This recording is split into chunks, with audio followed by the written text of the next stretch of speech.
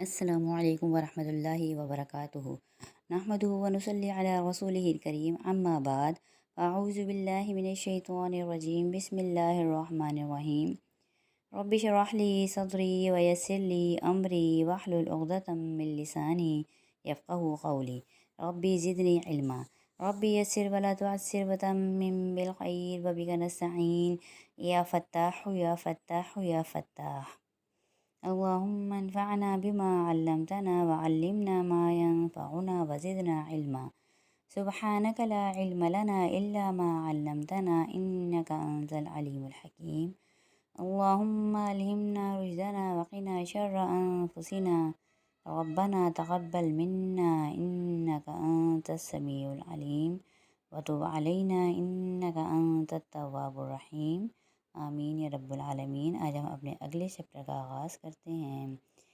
مخارج کے اعتبار سے حروف کی ترتیب۔ ہم نے مخارج میں جو ہے وہ حروف حلقی کر لیے، حروف لہاتیہ، حروف شجریہ، حروف ہافہ، حروف طرفیہ۔ آج ہم اگلے حروف کر رہے ہیں تا دال طوا یعنی حروف نطعیہ۔ نقشے کی مدد سے سمجھتے ہیں۔ یہ زبان کے نقشہ ہے، اس کی نوک جو ہے بالکل وہ راس اللسان کہلاتی ہے۔ راس کہتے ہیں زبان کی چوڑائی کو، یعنی زبان کی نوک کی جو چوڑائی ہے اس کو راس اللسان کہا جاتا ہے۔ زبان کی نوک کی چوڑائی سے 3 حروف ادا ہوتے ہیں، تا دال طوا، جو حروف نطعیہ کہلاتے ہیں۔ اس کی تفصیل سمجھتے ہیں۔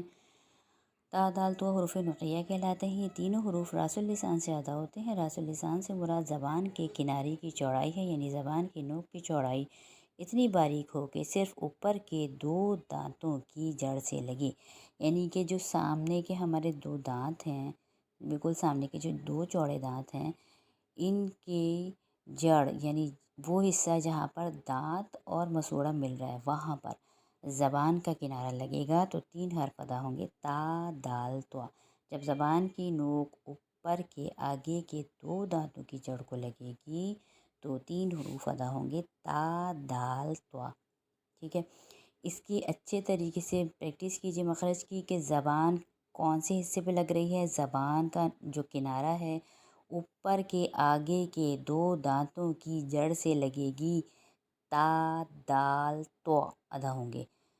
مخرج آپ کو آہستہ آہستہ اس لیے سمجھایا جا رہا ہے کیونکہ مخرج جو ہیں وہ تجوید کی بنیاد ہیں۔ جتنے اچھے مخرج ہوں گے تجوید آپ کی اتنی اچھی ہوگی۔ اسی لیے ایک کلاس میں ایک ہی مخرج سکھایا جاتا ہے تاکہ اچھی طرح آپ لوگ اس کی پریکٹس کرتے جائیں، یاد دہانی بھی ہوتی جائے۔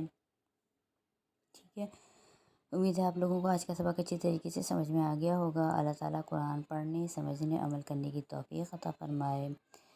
اور بس اسی کے ساتھ ساتھ اجازت دیجیے۔ السلام علیکم ورحمۃ اللہ وبرکاتہ۔ سبحان ربک رب العزت عما یصفون وسلام علی المرسلین والحمد للہ رب العالمین، آمین۔